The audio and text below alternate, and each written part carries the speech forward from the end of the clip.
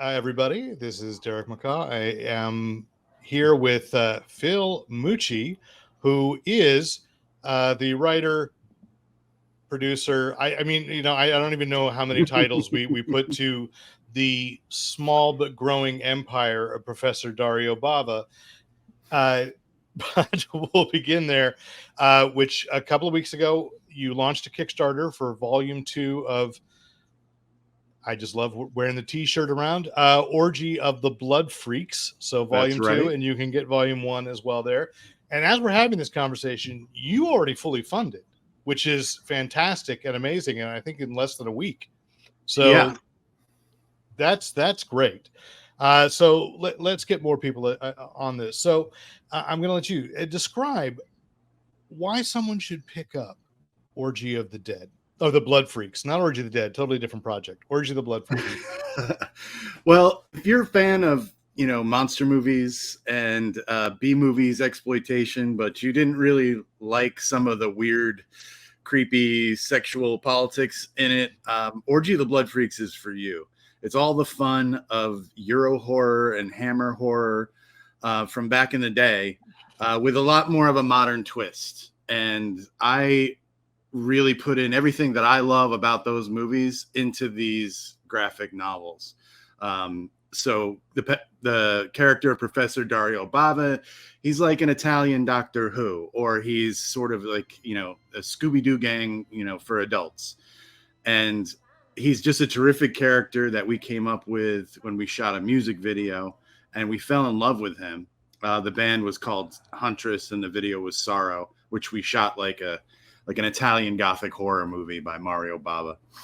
And we fell in love with the character so much that I just kept writing stories about him and his world. And it combines everything I loved about the late 60s, early 70s kind of pulp genre cinema in one world. So you've got black glove killers, you've got vampire lesbians, you've got werewolves, you've got corrupt church officials, you've got all this stuff kind of commingling in one sort of fun universe with a little sci-fi thrown in there. There's a character named Future Chick who helps get Professor Dario Bava out of the church and into her team of freedom fighters to save the future.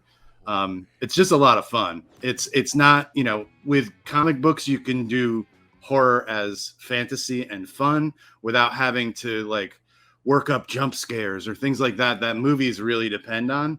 So the books have a lot more free-flowing fun in them. And the flip side of it, because I love double features, and that's where this kind of came from, the flip side of the book, I actually have a demonstration here. You're like answering several of my questions before I can ask them. Do the flip. I'm going to show the flip. So one side of the book, you get Orgy of the Blood Freaks, and then you flip it over, and on the other side, you get a supernatural spaghetti western, Gringo Loco. Because that's another great influence in my creative life is the Italian Westerns. The Good, the Bad, and the Ugly, of course. Things like Django, the original Django, or Keoma, which was a later one. But really mythic, dark Westerns. And in our version of it, we also mix in a little Lucio Fulci style undead and supernatural elements that I don't want to spoil too much because that's a very existential story. We're kind of following our character, our mystery man with no name, as he kind of reveals slowly where he came from and what he's going to do and what he's all about. But he's immune to hanging, he's immune to lead poisoning, and he's sick of it all. And that's a really fun one. And to anyone watching this, because I just reread it again last night because I wanted it fresh, and it reminds me that even though, yes, I have many questions about Gringo Loco, that I didn't even stop to think about what don't I know in reading the story. And then it was afterwards that I'm like, wait a minute, you are absolutely in the middle of the action, and it's a character strong enough, as is Dario Bava. So you have a few times said we and us. So I want to include that, of course, Ian McKay played Dario Bava in that music video that you referenced. So Another thing I reread was the essays in Murder Vibes from the Monster Dimension, which is the Right. prequel graphic novel. See, every title is fantastic. Thank you. they stick in your mind. I love that. But anyway, he was riffing like in downtime in this way. So do you hear his voice as you write? Is he an influence? Like constantly, do you say like, Ian, how would Dario say this? Or what do you Totally. think? Do you do? 100%. Like I actually I'll keep working on the jokes in the book up to the last minute, because I also do the coloring and the lettering on the books. So it gives me a little time to sort of keep bouncing jokes off of Ian and making sure that he likes them. And he's one of the main voices. The other main voices, I grew up with an Italian grandfather who was an immigrant with an 8th grade education, and he had a lot of really kooky ideas, let's put it mildly. But I hear his voice in my mind too. It's a weird combination of influences, but Ian to me is very much Bava, because he really brought him to life for real on set in a way where people working with him were just like, they fell in love with that character. So to me, it's important to have a sounding board. I think any writer, creator will tell you that, like you need the people that you can trust who are going to listen to you and give you an honest opinion. And that's Ian for me with Professor Dario Bava. And he has a lot of ideas as well, that he's not as much of a writer about things, but he is like somebody that you can sit down, have a few beers, and just back and forth, back and forth, back and forth. And that's a really good way for me to work with that character, because I do hear him in my head. He's the references for all the artists working on the book, so he looks like him. Yeah, and it's clear it is a creative partnership. I mean, and so another question that goes to this is, you started as a video, a character in a video. So, you're a filmmaker. What drove you to say, no, graphic novel is the way we got to go? It was kind of a roundabout road, but I realized after doing some pitches that the world of Professor Dario Bava, if you have nothing behind it in terms of sort of a crowd following, a sort of visual library of what the world is like, it's a tough sell, because it's like, well, this sounds like a franchise, but I've never heard of this franchise. The world of modern Hollywood, which is now completely in flux, being what it is, we decided, what would be a great thing to do is just like, let's do a graphic novel.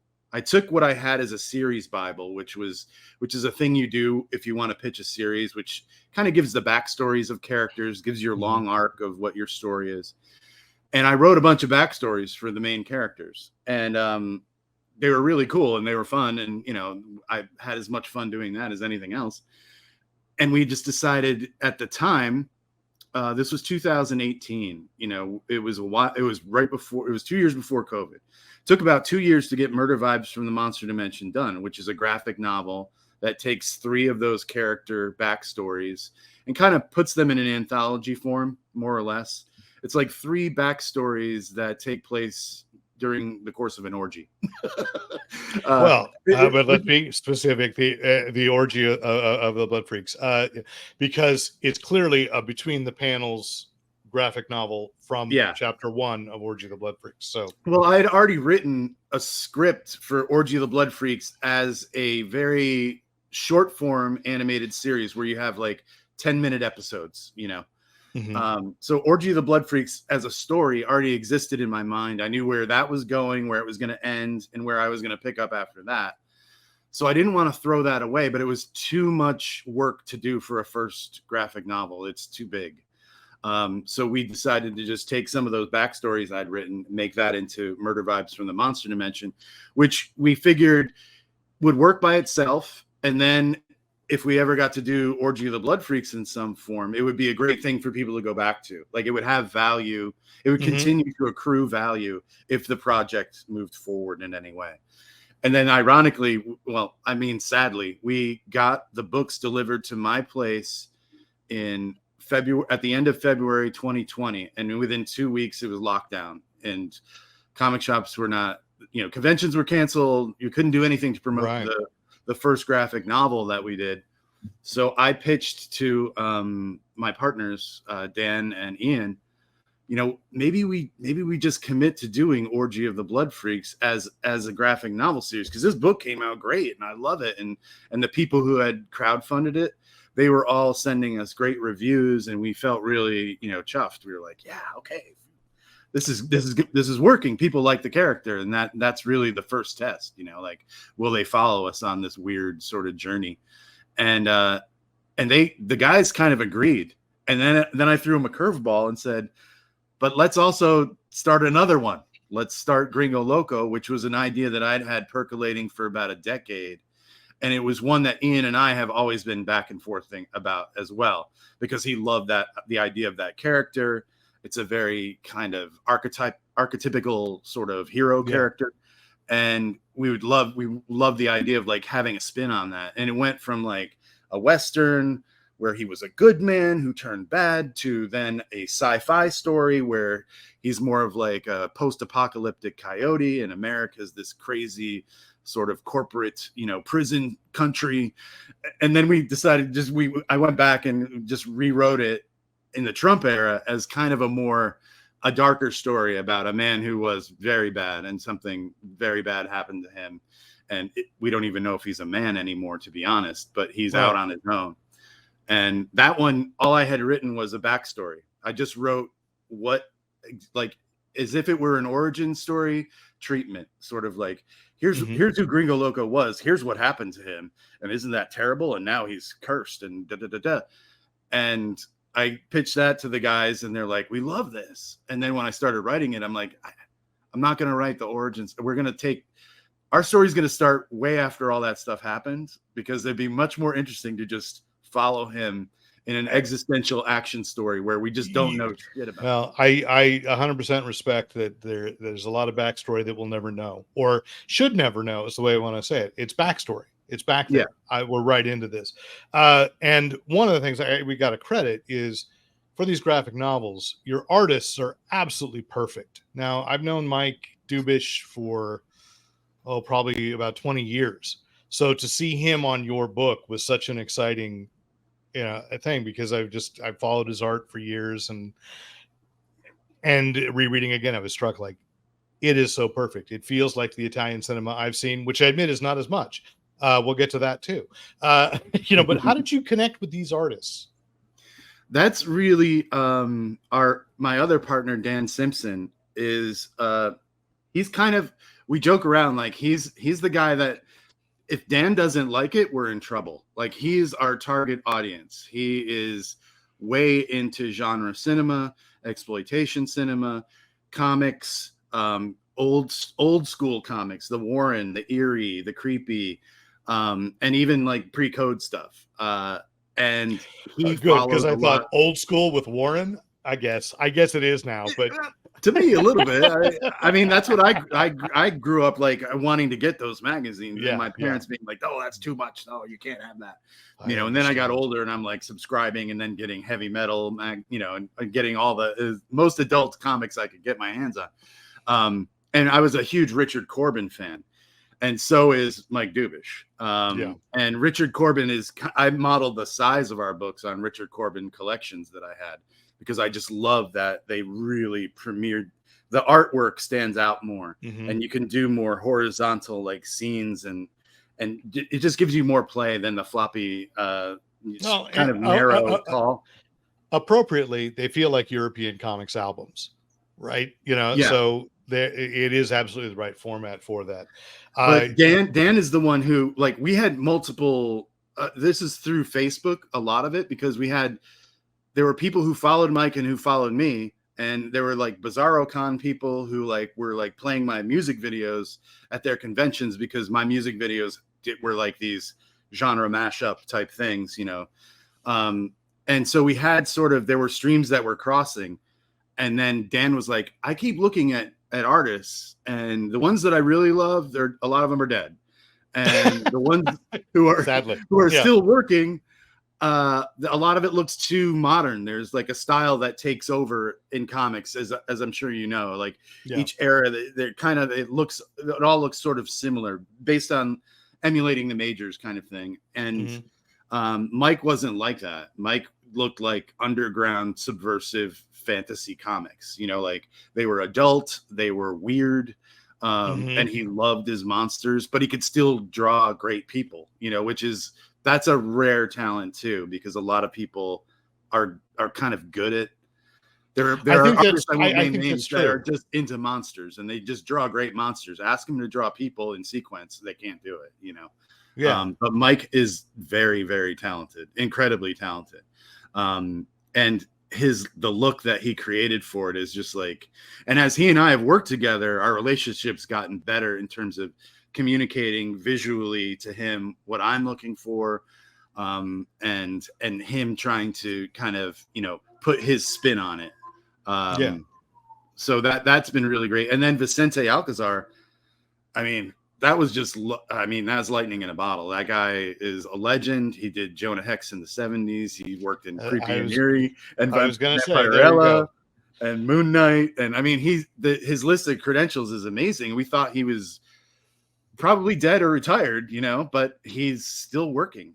He's semi-retired. I think he's doing our book, and he's doing the DC. There's a Commando book that it's not DC, American DC. It's a British company that's like DC Warren or something like that. But they do these World War II stories, and he illustrates the hell out of those. I'm sure. And he was somebody that we had somebody lined up that I was like, well, let's try out this, you know, this person who doesn't have any credentials really, and maybe she'll be great because I like her art. And it didn't really pan out. So Dan was like, well, Vicente is still around, and I reached out to him, and he's interested in seeing a script at least, you know. So then I was like, oh boy, okay, the pressure's on now. I gotta quick polish on the script, send it to Vicente, and he was 100% in. And like when Vicente's 100% in, he's like, the old school guys are machines. I mean, they really work really fast and really hard. Like, we gave him some extra money to do some like design work, because I was like, I really want him to look unique, and I want it to be cool. And, you know, in some ways this is a Frankenstein story, in some ways this is a zombie story, in some ways this is very much the grittiest, dirtiest, most violent spaghetti western you've ever seen. And so we went back and forth on that stuff, and he just kept delivering. And I never had to do a thumbnail for the script, which is like rare, because he's so in tune with that world of the Westerns and that world of the spaghetti Westerns. He and I can just yell out names of actors as who we want different characters to look like, you know, like, and I don't have to really supply a ton of reference to him. And I rarely do thumbnails, which is entirely unique because I can't keep up with him, to be honest. I mean, he's 79 years old. And I can't keep up with the guy. He's already drawn 2 years worth of Gringo Loco. Right away. Yeah. He gets a script, and I'm getting pages in like a week. I'm like seeing pencils entirely laid out. They're so great. We even did a book of just his, you know, when he did the first book, we were so impressed. We're like, we got to show people all the artwork that he did. But these are like, his rough pencils are just fantastic. I mean, you see them and you're like, oh my God, I can see the whole book already. I can see the story. He made a map of the town for the first book. You know, I'm like, we got to be consistent because we're going to come back here. He's like, I'll make a map. And he made a map of the whole thing. I was like, this is great. So I just got lucky. I think with the artists, you know, and that's a relationship too. Like, you build a relationship with that artist, especially because I'm the writer and colorist, and I'm doing revisions as a letterer and editor, you know, in the process. So you really have to be able to communicate. You have to find what works with the different artists you're working with. Because also that was a detriment coming from directing, where you're, you know, you're kind of the boss. When you're the writer and colorist on a graphic novel, you have to kind of take a back seat a little bit to the artist, because the artist is They're doing the expressions on the characters. They're doing the composition of the scenes. They're Right. interpreting what you want, but they're doing it their way, and that's what gives it value, you know. Yeah. They're cinematographer, production designer, and actor. Yeah. I And mean, we try to work out new things with each group, and that was another thing that we learned doing Murder Vibes. We gave that all to Mike, and that was like 80 pages, you know. At first it got cut down, and it was just too much for one artist to do at one time to get done in a reasonable time. So part of the double feature idea was, well, we do, you know, we don't make it that long. We do like 30 something page stories, and then we have two different guys working on them at the same time. So it's still double work for me, but the artists can get the work done on their schedules, and we can pull it all in. And that made it faster to produce the books for sure. It means I have to color like all the time, but it's okay. Which, by the way, you know, you have created a coloring book, so people can color on their own. Probably not as lushly as you do. You've got T-shirts, as I said. You know, I wear one around for Orgy of the Blood Freaks. So you got stickers, buttons, and a very, very limited edition action figure.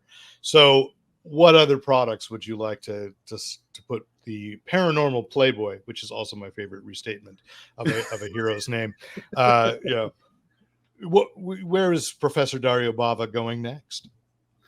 Well, one of the things that, this is kind of a side note on that, but one of the things that we came up with for this campaign was the ESP testing kit, Professor Dario Bava's ESP testing kit, which stands for Extra Sexy Perception. And it's just a really funny take on the Zahner cards, you know, that you've seen in Ghostbusters, where he holds up the card. But we put our own symbols on them. We have our own ridiculous instructions on them, and they come in this cool manila envelope, and that was really fun. And in terms of Bava, like, God, I could see doing so much stuff with this character, because the world is so fun. For me as a creator, Professor Dario Bava is like a world that I would love to live in, because it's so fun and it's so pretty, and there's lots of weirdos and crazy. It's shiny and dark, and yet it covers everything. So it does. It has, like, as Ian puts it, it's kind of like Professor Dario Bava is Captain Kirk meets James Bond meets Mr. Bean. I was thinking, for people that don't, you know some of these influences, if you want to say, it's almost like Austin Powers meets Lovecraft. Definitely, from a modern perspective, from those things, you know, it's not as much slapsticky as Austin Powers is. You know, serious, there's, like, it's bloody.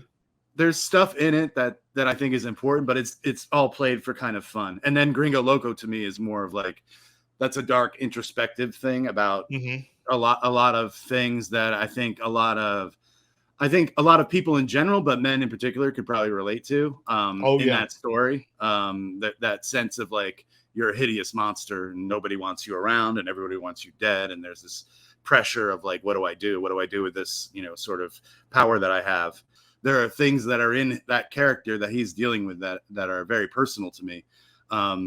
You know, I guess both are, but that you can't avoid that with writing. But, you know, as far as, like, the future, I'm really focused on the books right now, because once, you know, just to kind of circle back to that, it was like, once we committed to that and COVID took so long, like, we didn't even start going to events till the year we saw you. We met you that first time. That was us going back to, you know, events. And then this year we did Midsummer Scream, which was fantastic. It kind of blew us away at how great it was. And the reaction to the stuff was just over the top. And, you know, we actually, we did better than we have at any other event. And then this year was the first year that Los Angeles Comic-Con invited us directly. We used to go in under the auspices of one of our comic shops, the Comic Bug, great guys. Eddie over there, like, would get us a free table the last 2 years. And it was kind of slow going, but last year it was, LA Comic-Con was huge. And they invited us personally this year, their artist management. So that's great. And I might do a panel at that one too about heavy metal videos and comic books and the crossover. Okay. No, who better than me? Yeah. All right. Now, here's the key question. We've talked about like putting it in modern terms, but for Mario Bava. Now, because the name of your company is Diabolik Films, and I just purchased the Mario Bava film Danger Diabolik, which I've heard of for years, decades, quite literally, and never actually gotten to see. So I'm very excited. Um, I also have Hercules and it's not Goes to The Hell, Haunted World. the Haunted Hercules and the World. Haunted Yes. World. That's a fun one too. And I've watched Black Sabbath, and so where would you say for someone who is new to his work, where would you start? Where would you make someone start? That's a good question.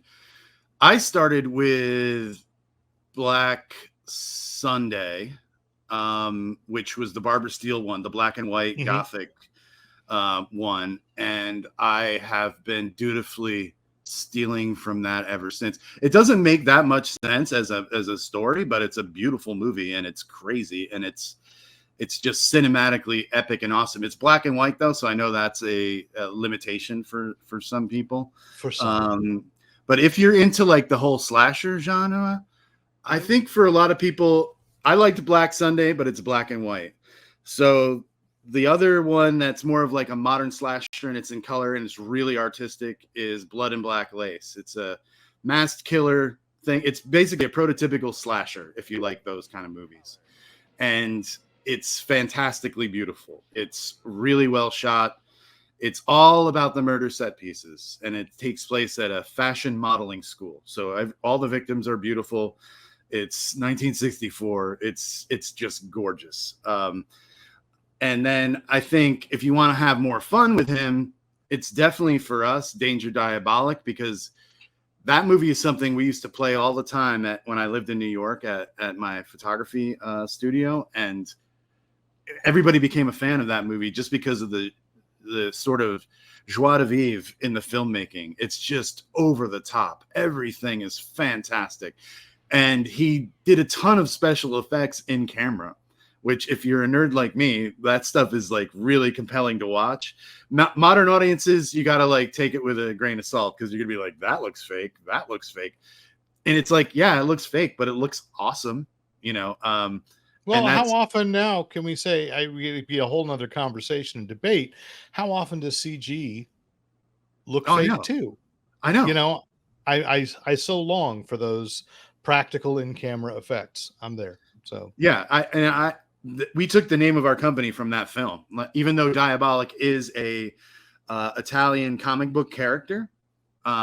We really latched onto that movie as like a mission statement. It's like, this is a really fun movie about basically a Robin Hood type guy who steals from the rich to give stuff to his sexy girlfriend, blows up the tax offices of the entire country to free everyone from their debt. I mean, how awesome is that character?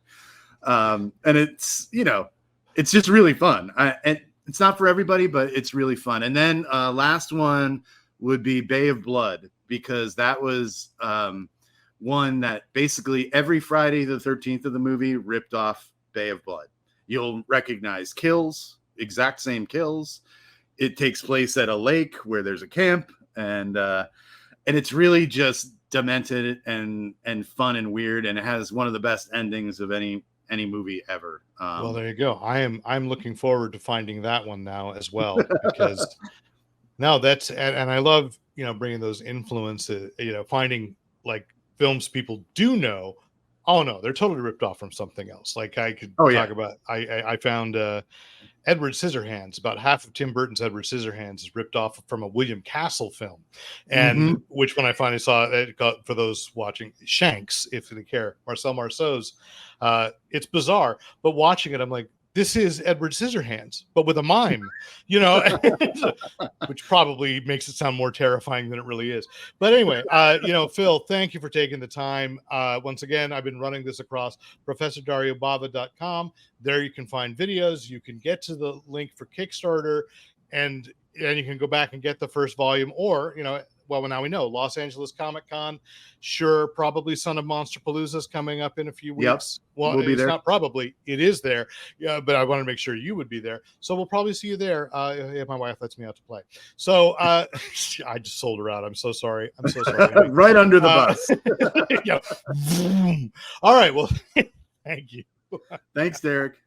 Always good chatting. Thank you for watching. Please be sure to creepily caress the subscribe button to be sure you don't miss out on any ghoulish gifts from the fanboy planet Crypt. And who knows? I may one day find my way back out of the catacombs and into dim light again.